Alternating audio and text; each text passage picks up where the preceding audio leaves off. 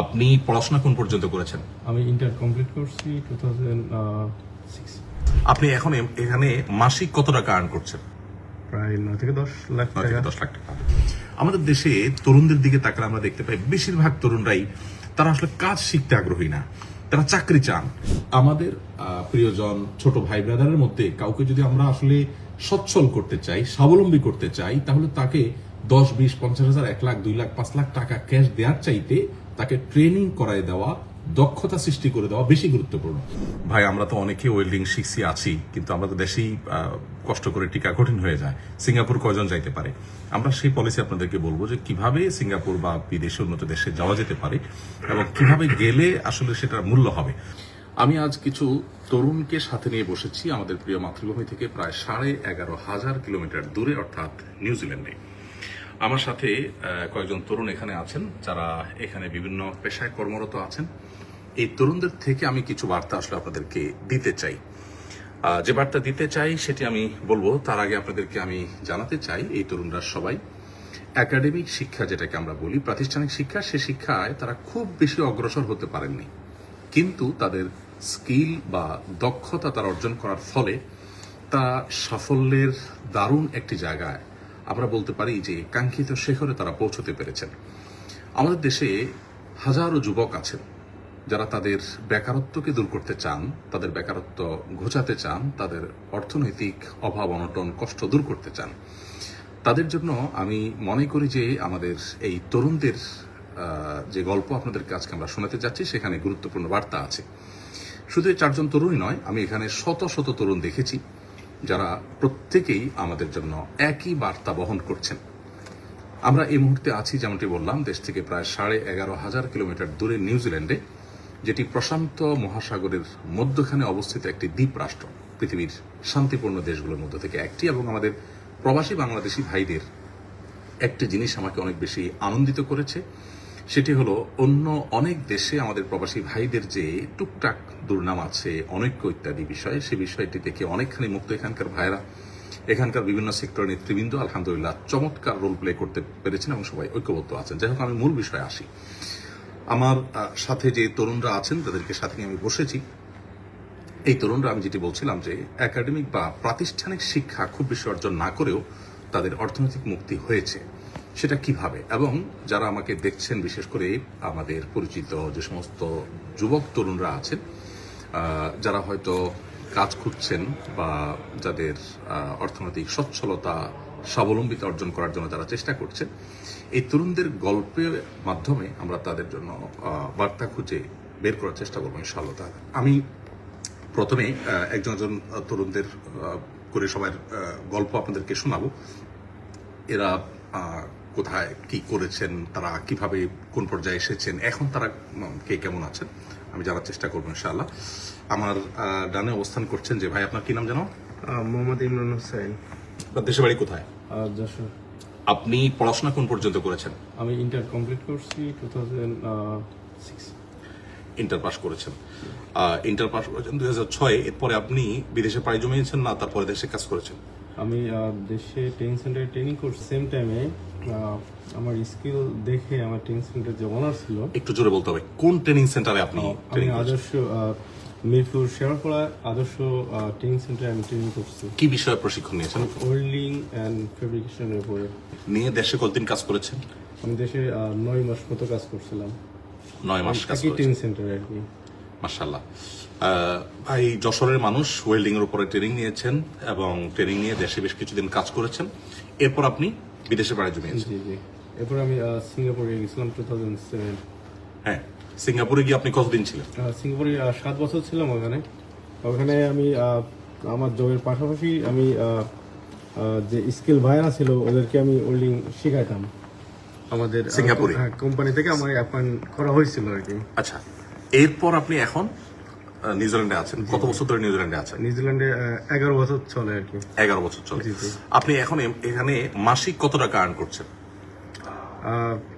এখানে আমার নিজের কোম্পানি আমি করতেছি, সেক্ষেত্রে দেখা যাচ্ছে এক মাসে আমার এক মাসে এভারেজে কত আসে? Average 16 to $18,000 per month। 16 to $18,000 $18,000। তার মানে বাংলাদেশি টাকায় আমরা মুদ্রায় কনভার্ট করলে মানে নিউজিল্যান্ডি ডলার, এটা ইউএস ডলার না, তাহলে বাংলাদেশি টাকায় সেটা কত টাকা হয় আনুমানিক? প্রায় 9 থেকে 10 লাখ 9 থেকে টাকা। 10 লাখ টাকা। ফাইন, আপনি ফ্যামিলি সহ আছেন এখানে? জি আমি পুরো ফ্যামিলি সহ থাকি। ওয়াইফ এবং বাচ্চা কাচ্চা সহ? 2টা বাচ্চা আছে আমার। এবং এদেশের পাসপোর্টও তো আপনি হোল্ড করেন? জি আমি এখানে সিটিজেন। ফাইন, মাশাআল্লাহ। প্রিয় দর্শক, এখানে একটু থামতে চাই। আমাদের এই ভাই যশোরে জন্ম, তার বেড়ে উঠেছেন এবং আমরা শুনলাম তার মুখ থেকে যে তিনি ওয়েল্ডিং শিখেছেন, শেখার পর সিঙ্গাপুর এসেছেন, সেখান থেকে নিউজিল্যান্ড এসেছেন। এখানে অনেকেরই মনে প্রশ্ন জাগবে যে ভাই আমরা তো অনেকে ওয়েল্ডিং শিখছি আছি, কিন্তু আমরা তো দেশেই কষ্ট করে টিকা কঠিন হয়ে যায়, সিঙ্গাপুর কয়জন যাইতে পারে? আমরা সেই পলিসি আপনাদেরকে বলবো যে কিভাবে সিঙ্গাপুর বা বিদেশে উন্নত দেশে যাওয়া যেতে পারে এবং কিভাবে গেলে আসলে সেটার মূল্য হবে। আমরা অনেকে কাজ শিখি, কিন্তু প্রাতিষ্ঠানিক শিক্ষাটা অর্থাৎ প্রশিক্ষণটা প্রাতিষ্ঠানিক হয় না, যার কারণে সার্টিফিকেট থাকে না, বিদেশিদের কাছে এটার ভ্যালু থাকে না। আমরা যখন দেশে কোনো স্কিল ডেভেলপমেন্ট প্রতিষ্ঠানে কাজ করবো, যেমন Asuna foundation skill development institute আছে, এরকম জার্মান টেকনোলজি আছে, অনেকগুলো প্রতিষ্ঠান আছে দেশে। এগুলোতে যখন নিয়মতান্ত্রিক ট্রেনিং আমরা নিব এবং সার্টিফিকেট হবে এবং সেটা একটা অথেন্টিকেশন থাকবে, তখন বিদেশিদের কাছে এটা অনেক বেশি ভ্যালু আছে। আমি 10টি বছর মিডল ইস্টে কাটিয়েছি, আমি দেখেছি একই কাজ ড্রাইভিং আমার স্বদেশি ভাইয়েরা চাকরি করলে তাদেরকে 1200 বা বড় জোর 1500 রিয়াল বেতন দেওয়া হয়। সে ড্রাইভিং এর কাজটা একজন ফিলিপিনো করলে তিনি বেতন পান 2 থেকে 2500 রিয়াল। ঠিক একইভাবে অন্য সব পেশাগুলোতে আমি দেখেছি যে আমাদের ভাইয়েরা পিছিয়ে থাকেন। একই কাজ অন্য ন্যাশনালিটি ভাইয়েরা করে তারা এগিয়ে থাকেন, বিকজ তারা ইংরেজি জানেন, তাদের হাতের কাজ জানা আছে, তাদের কাছে ট্রেনিং আছে, সার্টিফিকেট আছে। তো এগুলো যখন থাকে তখন বিদেশের মধ্যে শুধু নয়, দেশেও অনেক বেশি কাজের অপরচুনিটি তৈরি হয়। তো আমরা ভাইয়ের কাছ থেকে শুনলাম যে তিনি নিউজিল্যান্ড ডলারে প্রায় 18,000 ডলার পার মান্থ এভারেজে তার উপার্জন আছে। আপনারা হয়তো বলতে পারেন যে এরকম কালে ভদ্রে একজনের কথা আছে। আমরা অবশ্য এখন এই টাইপের আমাদের যে ভাইরা আছেন যারা খুব বেশি প্রাতিষ্ঠানিক শিক্ষা অর্জন করতে পারেন না, কিন্তু তাদের স্কিলকে ডেভেলপ করেছেন, দক্ষতা অর্জন করেছেন, দক্ষতা অর্জন করার ফলশ্রুতিতে তাদের দারিদ্র্য বিমোচন হয়েছে, এরকম এই নিউজিল্যান্ডে কত মানুষ আছেন সেটা আমরা জানবো ইনশাআল্লাহ। তার আগে একটু বলে রাখি, যারা সিঙ্গাপুরে একটা নির্দিষ্ট সময় পার করে তারা চাইলে নিউজিল্যান্ডে চলে আসতে পারে এই কাজ করার জন্য। শুধু নিউজিল্যান্ড না, পৃথিবীর বহু দেশ তাদের জন্য দুয়ার খুলে দেয়, আমরা অনেকে জানি না। এবং এখানে আসার পর তারা এভারেজে আপনার একেবারে নিজের শ্রমিক হিসেবে কাজ করলেও 35 নিউজিল্যান্ডি ডলার পার আওয়ার তারা কামাই করে, চিন্তাই করা যায় না। দক্ষিণ আমার একটু কাশির সমস্যাটা হঠাৎ করে দেখা দিয়েছে। আমি এবার কথা বলবো আমার বাম পাশে যে ভাই আছেন তার সাথে। ফয়সাল, আপনি আপনার পরিচয়টা দেন প্লিজ। জি, আসসালামু আলাইকুম। আমার নাম ফয়সল মিয়া, আমার বাড়ি কিশোরগঞ্জ জেলা কটিয়াদি থানা। আমি ফেকামারা সিনিয়র ফাজিল ডিগ্রি মাদ্রাসা থেকে দাখিল পাশ করেছি। এরপরে আপনি কি করেছেন তারপরে? দাখিল পাশ করার পরে আমি কলেজে ভর্তি হই, কিন্তু কলেজে আর রেগুলার ক্লাস করা হয়নি। তখন ওখান থেকে আমার আহমেদিন কোম্পানির মাধ্যমে টেকনোমেরিনে ফেব্রিকেশন সেকশনে আমি ভর্তি হই, ফেব্রিকেশনে ট্রেনিং করি। তারপর ফেব্রিকেশনের ট্রেনিংয়ের সাথে সাথে আবার বিওসিতে ওয়েল্ডিংয়ে ট্রেনিং করি। তারপর সিঙ্গাপুর থেকে ডেলিগেট আসে ইন্টারভিউ নেওয়ার জন্য, তো ওখান থেকে ইন্টারভিউ দিয়ে তারপর সিঙ্গাপুর যাওয়া হয় আর কি 2005 সালে। সিঙ্গাপুর যে আপনি কি কি শিখেছেন? সিঙ্গাপুর যে প্রথম তো আমি ফেব্রিকেশনে ছিলাম, তারপর আস্তে আস্তে ওয়েল্ডিংটা আয়ত্ত করি। তারপর প্রথম 2 বছর ছিলাম আমি একটা সাব কন্ট্রাক্টর আন্ডারে। 2 বছর পর যখন মেইন কোম্পানি আমাকে পছন্দ করে যে আমার কাজ দেখে আমি ভালো করতে পারি, তখন তারা সাব কন্ট্রাক্টর থেকে মেইন কোম্পানিতে নিয়ে নেয়। তো মেইন কোম্পানিতে নেওয়ার পর আমাদের ছুটি দেয়, তো বাড়িতে গেলাম। বাড়ি থেকে এসে মাস 2 কাজ করার পর আবার আমি চলে যাই ইঞ্জিনিয়ারিং ডিপার্টমেন্টে। আপনি সিঙ্গাপুরে কি কি শিখেছেন? আমি শুধু শিরোনামগুলো জানতে চাই, কি কি শিখেছেন সেখানে? আপনার ইংরেজি যে এত সুন্দর এবং আপনি বেশ শুদ্ধ ইংরেজি বলতে পারেন, শুধু আপনি না, এখানে আমি এই টাইপের যারা আছে সবাইকে দেখছি যে এসএসসি দাখিল করেছেন অথচ ইংরেজি অনর্গল পাচ্ছেন, যেটা আমাদের দেশে অনেক শিক্ষিত, অনেক গ্রাজুয়েশন করা মানুষও জান না। এই ভালো করে ইংরেজি শেখাটা কিভাবে হলো? ভালো করে ইংরেজি শেখাটা হলো আসলে আমি 2 বছর পরে আমি যখন ইঞ্জিনিয়ারিং ডিপার্টমেন্টে যাই অফিসিয়াল কাজে, তখন ওখান থেকে মূলত আমার ইংলিশটা ভালোভাবে পিক হয় আর কি। এটা কি সহকর্মীদের সাথে চলতে যে ওকে ফাইন। এর জন্য আলাদা কোনো কোর্স করতে হয়নি আপনার? কোর্স করতে হয়নি, কিন্তু আমি যেই শিপইয়ার্ডে ছিলাম ওটাকে বলা হয় ক্যাপেল শিপইয়ার্ড। তো ওখান থেকে সব ওয়ার্কার দেখেই বিশেষ করে সাউথ ইস্ট এশিয়ার সবাইকে আপনার ম্যান্ডেটরি একটা ইংলিশ কোর্স করায় আর কি। তো ওখানে আর কিছু ছিল আর কি। আচ্ছা আচ্ছা, সরি। তাহলে আপনি ইংরেজি শিখেছেন, ওয়েল্ডিং এবং ফেব্রিকেশন শিখেছেন, শিখে এরপর আপনি নিউজিল্যান্ড চলে আসছেন। নিউজিল্যান্ডে আপনি কত বছর আছেন? নিউজিল্যান্ডে আছি আমি 12 বছর, 2012 সালে আসি। সিঙ্গাপুরে কতদিন ছিলেন? সিঙ্গাপুরে ছিলাম 2005 থেকে 2012। সিঙ্গাপুরে বা অন্য দেশ থেকে নিউজিল্যান্ডে বা এরকম উন্নত দেশে আসার জন্য এই বিশেষ করে এই দেশের পলিসি কি, কতদিন পরে আসতে পারে বা কিভাবে আসতে পারে? এটা হলো মিনিমাম 3 বছর তার এক্সপিরিয়েন্স লাগবে। 3 বছর 3 এক্সপিরিয়েন্স। বছরের যদি কারিগরি দক্ষতা থাকে, এটার এক্সপিরিয়েন্স থাকে, তার মানে একজন সাধারণ লেবার হলে সে আসতে পারবে না। না, অথবা একজন শিক্ষিত, গ্রাজুয়েশন করেছেন কিন্তু বিশেষ কোনো স্কিল তার নাই, তার কোনো ভ্যালু নেই। না। তাহলে ভ্যালুটা গতানুগতিক শিক্ষা বা প্রাতিষ্ঠানিক শিক্ষার চাইতে স্কিলের ভ্যালুটা বেশি। স্কিল যদি থাকে, সার্টিফিকেট যদি থাকে, ট্রেনিং যদি থাকে, তাহলে 3 বছর কাজ করার অভিজ্ঞতা থাকলে তিনি এখানে কাজে Eligible, আসতে পারেন। হ্যাঁ। এখানে আসার পরে তিনি চাকরি করতে পারেন, ব্যবসা করতে পারেন, অপরচুনিটি করে। না, ব্যবসা হলো যখন সে ওয়ার্ক পারমিট অবস্থায় থাকবে তখন সে Right, ব্যবসা মানে করতে পারবে। শুরুতে ব্যবসা করতে পারবে না, একটা পর্যায়ে গিয়ে সে চাইলে ব্যবসার দিকেও যেতে পারে। Okay fine. Residential। আপনি তো চাকরি নিয়ে আসছেন, জি, চাকরি। আপনারা সবাই অলমোস্ট চাকরি নিয়ে আসছেন। প্রিয় দর্শক, আমরা এখানে একটু জানিয়ে রাখি, ফয়সাল হলেন এখানে Bangladesh skilled migrant association of নিউজিল্যান্ডের সেক্রেটারি বা সাধারণ সম্পাদক। সে নিজে দাখিল পাশ করে চলে আসছে, দাখিল পর্যন্তই পড়াশোনা। তাদের এই যে বিভিন্ন রকমের দক্ষতা অর্জন করে এখানে চলে আসছে। আমরা আগেই বলছি যে এখানে আসার জন্য দক্ষতাটা হলো মূল। শুধু এখানে না, গোটা পৃথিবীতে আপনি যেখানে যাবেন দেখবেন কোনো কাজ শেখা আছে, নিয়মতান্ত্রিক প্রশিক্ষণ নিয়ে সার্টিফিকেট আছে, এক্সপিরিয়েন্স আছে, এরকম মানুষের ভ্যালু সারা পৃথিবীতে আছে।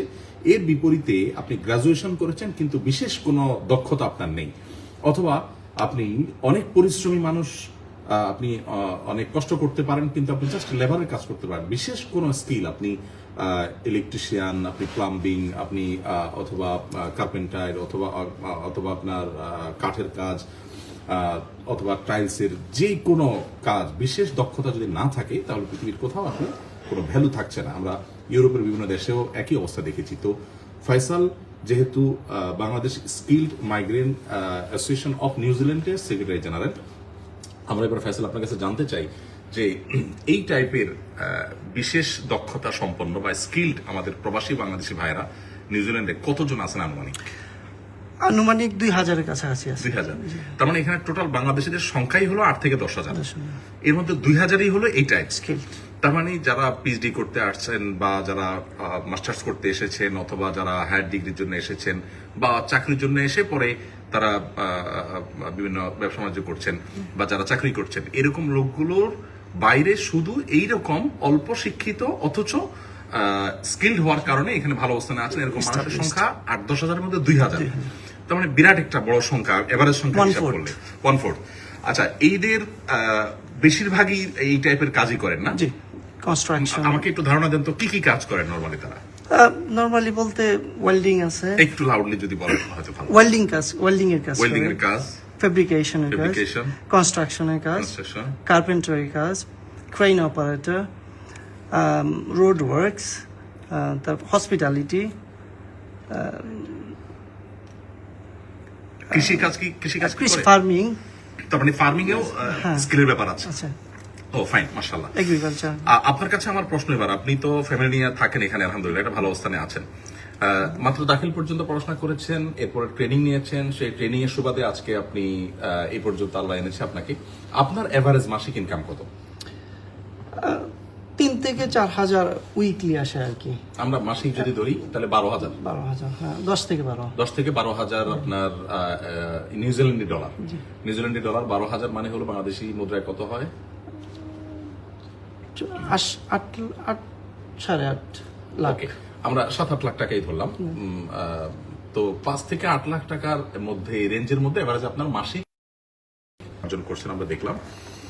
এর পাশাপাশি আমরা আরো দুই ভাইয়ের কথা শুনবো, গল্প শুনবো। আমরা ফয়সালের কাছ থেকে এও শুনলাম যে ফয়সালের মতো এরকম আরো 2000 বাংলাদেশি আছেন যারা শিক্ষা খুব বেশি তাদের নেই। শিক্ষা বলতে প্রাতিষ্ঠানিক শিক্ষা নেই, শিক্ষা তো অবশ্যই আছে, প্রাতিষ্ঠানিক শিক্ষা নেই, কিন্তু কাজের শিক্ষা আছে। আমাদের নবী করিম সাল্লাল্লাহু আলাইহি ওয়াসাল্লাম একটি কথা বলেছেন যে আফদালুল কাসাবি কাসবুল ইয়াদ, মানুষের সবচেয়ে উত্তম উপার্জন হলো হাত দ্বারা যেটা উপার্জন করে মানুষ, অর্থাৎ কায়িক শ্রম, দক্ষতা, কারিগরি দক্ষতা, এগুলোর মাধ্যমে যে উপার্জনটা করে। আমাদের দেশে তরুণদের দিকে তাকালে আমরা দেখতে পাই বেশিরভাগ তরুণরাই তারা আসলে কাজ শিখতে আগ্রহী না, তারা চাকরি চান। এখন একটা মানুষ কাজ শেখার পর তার চাকরি যখন হবে, সেই চাকরির যে ভ্যালু হবে, কাজ শেখা ছাড়া যদি চাকরি হয় তার ভ্যালু যে আসলে কম, এটা সাধারণত বোঝানো যায় না। আমি আজকে এই লাইভে দেশে নানান ইস্যু চলছে, এই ইস্যুগুলো নিয়ে অনেকে আমরা ব্যস্ত আছি। এর মধ্যে আমি এ ধরনের একটা টপিক নিয়ে আপনাদের সামনে আজকে আসলাম এই জন্য যে আমি কাল সকালে এই জায়গা ত্যাগ করবো, এই ভাইদেরকে আমি আর পাবো না, এই জন্য তাদের মাধ্যমে কিছু এক্সপিরিয়েন্স আপনাদের সাথে শেয়ার করতে চাই। বিশেষ করে আমাদের প্রিয়জন ছোট ভাই ব্রাদারের মধ্যে কাউকে যদি আমরা আসলে সচ্ছল করতে চাই, স্বাবলম্বী করতে চাই, তাহলে তাকে 10, 20, 50 হাজার, 1 লাখ, 2 লাখ, 5 লাখ টাকা ক্যাশ দেওয়ার চাইতে তাকে ট্রেনিং করায় দেওয়া, দক্ষতা সৃষ্টি করে দেওয়া বেশি গুরুত্বপূর্ণ। আসুন্নাহ ফাউন্ডেশন যত সেবামূলক কাজ করছে এর মধ্যে সবচেয়ে বেশি ফোকাস এখন দিচ্ছে এই কাজটির উপরে। আপনারা জানেন 350 কম্পিউটার বিশিষ্ট ল্যাব আমাদের আছে। আমরা এখন মাসে একসাথে কয়েকটা উইংয়ে ট্রেনিং চলবে সেরকম ব্যবস্থাপনা আমরা করছি। 35,000 স্কোয়ার ফিটের একটি বিশাল বড় শেড আমরা নির্মাণ করেছি। রমাদান থেকে ইনশাল্লাহ এটি স্টার্ট হয়ে যাচ্ছে। এখানে শেড প্রশিক্ষণ, এখানে ড্রাইভিং ট্রেনিং, এবং যাদের অভাব অনটন আছে, যারা গরিব মানুষ, তারা সম্পূর্ণ স্কলারশিপ, নামকে হস্তে কিছু টাকা তাদের দিতে হয় সিরিয়াসনেসের জন্য, আর বাকি পুরো স্কলারশিপ দিয়ে তাদেরকে আমরা ট্রেনিং দিচ্ছি। ট্রেনিং এর পর তাদেরকে আমরা চাকরি দিয়ে দিচ্ছি, কাউকে আমরা ট্রেনিং দিয়ে ছেড়ে দিচ্ছি না, প্রত্যেককে ট্রেনিং এর পর আমরা চাকরি অফার করছি। শতকরা 2-1 হয়তো বাদ যেতে পারে, বেশিরভাগ লোকেরই চাকরি হয়ে যাচ্ছে আলহামদুলিল্লাহ, দেশে বিদেশে। ইভেন দেশেও আমাদের সুন্নাহ স্কিল ডেভেলপমেন্ট ইনস্টিটিউট থেকে যারা প্রশিক্ষণ নিচ্ছেন তাদের আলহামদুলিল্লাহ বিভিন্ন জায়গায় তারা কর্মরত আছে, খুব ভালো অবস্থায় আছে। তো আমরা যশোরের এক ভাইয়ের কথা জানলাম, ফয়সালের দেশের ভাইয়ের কথা জানা হয়নি। কিশোরগঞ্জ, কটিয়াদি থানা। কিশোরগঞ্জ, আপনি তো ফ্যামিলি সহ আছেন এখানে? জি। মাশাআল্লাহ। ভাই তো যশোরের মানুষ, আপনি কি এখানে বাড়ি কিনেছেন না ভাড়া বাড়িতে থাকেন? বাড়ি কিনছি আমি। বাড়ি কিনেছেন, মাশাআল্লাহ। এখানে বাড়ি তো অনেক ব্যয়বহুল। কত টাকা গেছে আপনার বাড়িতে? $1,10,000 মানে নিউজিল্যান্ডি ডলারে $1,10,000, বাংলাদেশি মুদ্রা নয়। এই টাকা তিনি বাড়িও কিনেছেন আলহামদুলিল্লাহ। নিশ্চয়ই ভাই বোন আত্মীয় স্বজনকেও দেখার সুযোগ হয় আলহামদুলিল্লাহ, মাশাআল্লাহ। আমরা এবার ভাইয়ের কাছ থেকে একটু কথা শুনতে চাই। আপনি কোন এলাকার মানুষ, পরিচয় দিবেন বা পড়াশোনা কি? আসসালামু আলাইকুম, আমার নাম মুসলিম সরকার, আর বামনবাড়ি আশুগঞ্জ আমার বাড়ি, আশুগঞ্জ। আর আমি পড়াশোনা এসএসসি পড়ছি। এসএসসি পড়ার পরে কলেজে ভর্তি হয়েছি, কিন্তু কলেজ পড়াশোনা করি নাই, শেষ করি নাই। তো এর মাঝখানে আমি কাজ শেখার জন্য আমি আগ্রহী, যে আমার প্রতিষ্ঠান আমি স্কিল লাগবে করবো, যে আমার কি কাজ শিখবো। আমার কাজ শেখার আগ্রহ কোত্থেকে আসলো? আগ্রহটা আসছে, আমার একজন সিনিয়র আঙ্কেল ছিল, তো ওনার সাথে আমি দেখি উনি গাড়ি চালাইতো, তো ওনার সাথে আমি একটু কন্ট্যাক্ট করি যে আমার তো কাজ শেখার শখ, তো আমি ছোট ছিলাম। তো তিনি বলছে ঠিক আছে তুমি আসো। তো আমার আগ্রহ দিকে উনি আমাকে শিখাই, আমার যখন আগ্রহটা হয় তখন আমার শিখাই। তো ওনার কাছ থেকে শিখতে আমি আলহামদুলিল্লাহ আস্তে আস্তে আমি ছোট গাড়ি থেকে বড় গাড়ি থেকে এত পরে আমি যখন একটা কোম্পানিতে ইন্টারভিউ দিই, তো আমি ইন্টারভিউতে আমি সিলেক্ট হই, ফার্স্টে আমি সিলেক্ট হই। তো ওই কোম্পানি আমাকে সিঙ্গাপুর নিয়ে যায়। সিঙ্গাপুর নেওয়ার পরে আমি তখন ইংলিশ আমি দক্ষতা না, আমি ইংলিশ ঠিক মতো কথা বলতে পারি না, তার সাথে কমিউনিকেশন করতে পারি না। তো আমার এখানে একটু দুর্বল ছিল, কিন্তু তারা আমার স্কিল বা আমার কাজের পারফরমেন্স, আমার কাজে দেখার জন্য তারা আমাকে খুব টেক কেয়ার করছে। তখন তারা আমাকে ইংলিশটাও একটু পুশ করাইছে, বা ইংলিশটা আমাকে শিখাইছে তারা। তো ইংলিশ শেখার পরে দেখা যাচ্ছে আমি মোটামুটি তার সাথে একটু কমিউনিকেশন করতে পারি। তারপর তারা আমাকে আস্তে আস্তে প্রমোশন দিই। প্রমোশন দেওয়ার পরে আমি আস্তে আস্তে কম্পিউটার তাদের কাছ থেকে শিখি। তো তারা আমাকে কম্পিউটার শেখায়। কম্পিউটার শেখানোর পরে তারপর তারা আমাকে HR ডিপার্টমেন্টে বা ম্যানেজমেন্ট বা দায়িত্ব আমাকে মোটামুটি দেয় আলহামদুলিল্লাহ। তো দায়িত্ব দেওয়ার পরে দেখা যায় আমার কাজ, আমার এক্সপিরিয়েন্স এবং আমার যে দক্ষতা, যে আমি যখন একটা কাজ নেই তো আমি সঠিকভাবে শেষ করি। হয়তো আমার পড়াশোনা কম, সেই জন্য আমি অনেক সময় উপরের লেভেলে আমি যাইতে পারি না শিক্ষকতা। তারপর আমার স্কিলে, আমার দক্ষতা আমাকে অনেক উপরে নিয়ে আসতে।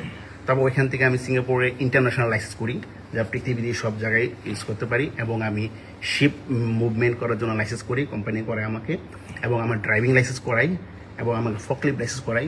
মেট্রো রেল বলতে যে ইকুইপমেন্ট অপারেটর হিসেবে যতগুলো যে লাইসেন্স আছে যে যতগুলো ইন্টারন্যাশনাল দক্ষতা দরকার হয় সবগুলো আপনি শিখেছেন। সবগুলি আমাকে কোম্পানি আমাকে অপরচুনিটি বা সুযোগ দিই। কারণ কি জন্য সুযোগ দিয়েছে, আমার কাজের দক্ষতা, আমার স্কিলের আন্তরিকতা, যে আমি কাজের আগ্রহ আছে, শিখতে চাই, সেই হিসেবে আমাকে দিই। তারপর ওইখানে আমি আচ্ছা, এখানে আপনি একটু থামাই, আপনি তো ওখানে বেতন পাচ্ছিলেন ভালোই, তাহলে আবার এসব কাজ শেখার দরকার ছিল কি? কাজ করে মানে নতুন নতুন কাজ শেখার কি দরকার ছিল? বেতন তো পাচ্ছিলেনই ভালো। দক্ষতা শেখা ছিল যে আমার আগ্রহটা আমি স্কিল আপডেট করবো, মানে নিজেকে উপরে তোলার জন্য কাজ যত শিখতে পারি তত ভ্যালু বাড়বে, সেজন্য কাজ শিখেছি। ভ্যালু বাড়বে এবং আমাকে মূল্য বাড়বে এবং আমার পজিশন বাড়বে, আমাকে স্যালারিও ভালো বাড়বে এবং তারপর আপনি এখন কি কি কতগুলো কাজ জানেন এই মুহূর্তে? আমি এখন আপনার বাংলা মানে ড্রাইভিং তো জানেনই। আমি ড্রাইভিং জানি, ক্রেন অপারেটর জানি, ক্রেন অপারেট করতে পারেন, বিশাল বড় ব্যাপার। ফকলিফট অপারেট করতে পারি। মানে এটা কি জিনিস সেটা বুঝিনি। ফকলিফট, আচ্ছা, ক্রেন হইলো 4 রকমের ক্রেন আছে। একটা হচ্ছে শিপে থাকে একটা ক্রেন আছে, সবগুলাই অপারেট। হ্যাঁ, আমি সবই পারি, আমার ইন্টারন্যাশনাল লাইসেন্স। মাশাআল্লাহ। আর একটা আছে পৃথিবীর সবচেয়ে বড় ক্রেন, যে 30 টন, 30,000 টন, 30,000 টন পৃথিবীতে সবচেয়ে বড়, যে সিঙ্গাপুরে আছে, ওইটারও আমি কন্ট্রোল করে চালাতে পারি, ওটার পাশ আছে আমার কাছে। ও মাশাআল্লাহ, তো মাশাআল্লাহ, এই এক্সিলেন্ট। দক্ষতা হওয়ার পরে তো আমার প্ল্যান ছিল সিঙ্গাপুর, তো আর ফ্যামিলি সেটেল হওয়া যায় না, তো আমার দক্ষতা হলে আমি একটু উপরের দিকে যেতে চাই। আমার ফ্যামিলি স্টাইল বা আমি একটু উপরে যাব, আমার আর পিছনে যে ভাইয়েরা আছে, ছোট ভাইয়েরা, তাদেরকে একটু সাপোর্ট দিতে চাই।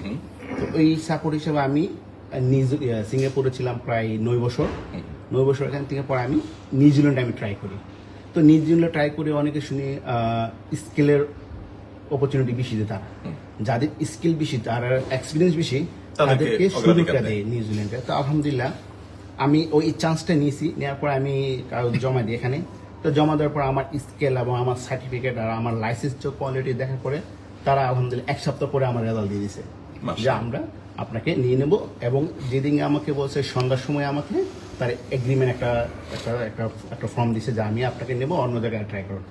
এর 15 দিন পর আমাকে, মানে তারা বরং আপনার অ্যাপ্লিকেশন পায় একরকম খুশি যে আমাকে এরকম দক্ষ লোক দরকার। মাশাআল্লাহ। অথচ দেশে আমি জানি বহুত MA পাস, BA পাস মানুষ ঘুরতেছে, এরকম উন্নত দেশে যদি আসতে পারে তাহলে খুশি হয়ে যাবে, তারা আসতে পারছে না। আপনি শুধু কাজ শিখে দক্ষতা অর্জন করে আল্লাহ তাআলা আপনাকে এই পর্যন্ত আসার তৌফিক দিয়েছেন। এক্সিলেন্ট।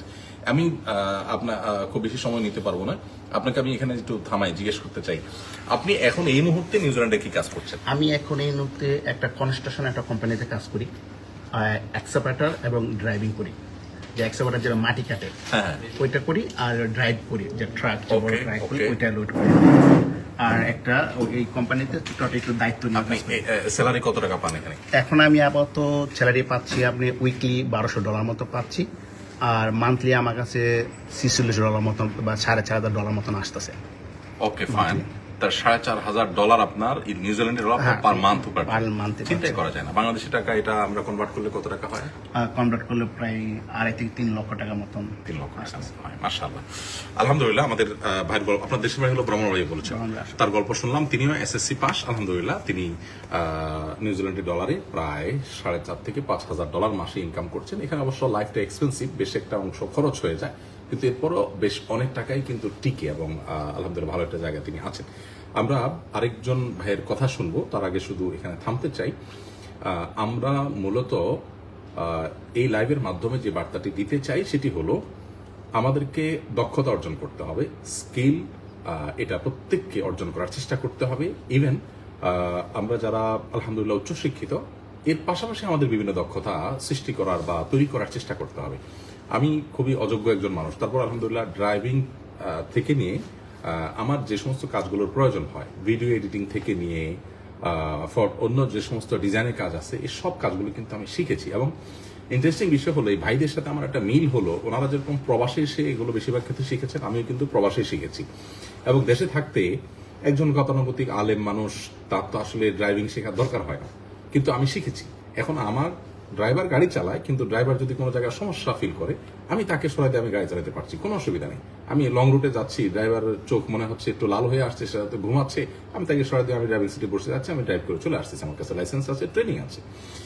এই একটা বিষয় আমাদের বাংলাদেশের বেশিরভাগ মানুষকে আমরা বোঝাতে পারি না। সুন্নাহ ফাউন্ডেশন থেকে আমরা সংগ্রাম চালাচ্ছি যে আসুন সবাই প্রশিক্ষণ নেই, সবাই দক্ষতা অর্জন করি, আমরা আমাদের ভ্যালু বাড়াতে পারবো, ভ্যালু অ্যাড করতে পারবো, আমাদের বেকারত্ব দূর হবে, আমাদের অভাব অনটন দূর হবে, আমরা কারোর কাছে হাত পাততে হবে না। আমরা যারা সচ্ছল আছেন তাদেরকে আমরা আবেদন করি যে আপনি একজন মানুষকে 50,000 1 লাখ টাকা দান করলে, গিফট দিলে, উপহার দিলে, সহযোগিতা করলে কতদিন সে চলতে পারবে?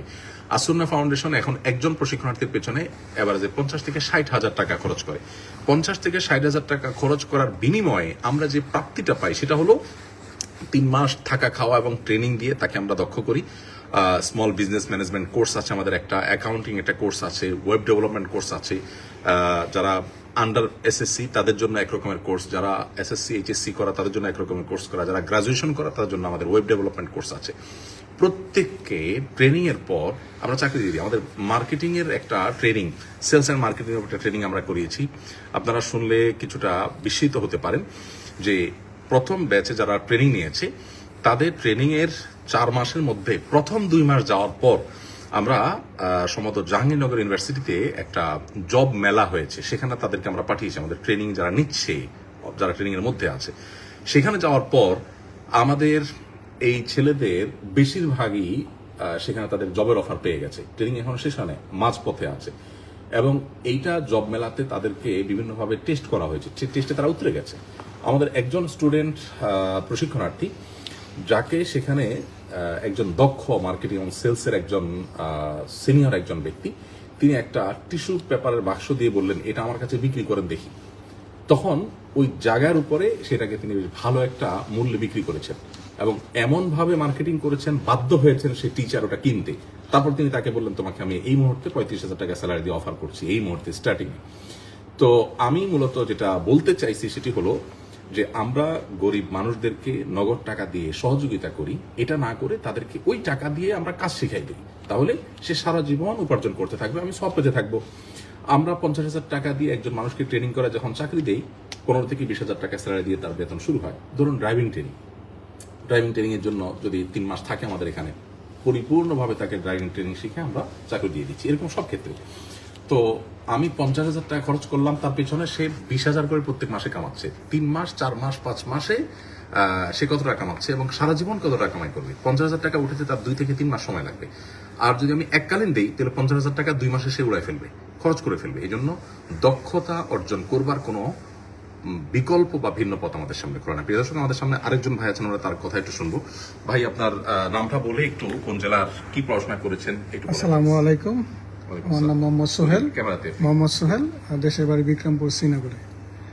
আমি পড়াশোনা করছি, ইন্টারমিডিয়েট কমপ্লিট করতে পারিনি। একটু জোরে জোরে লাউডলি বলি।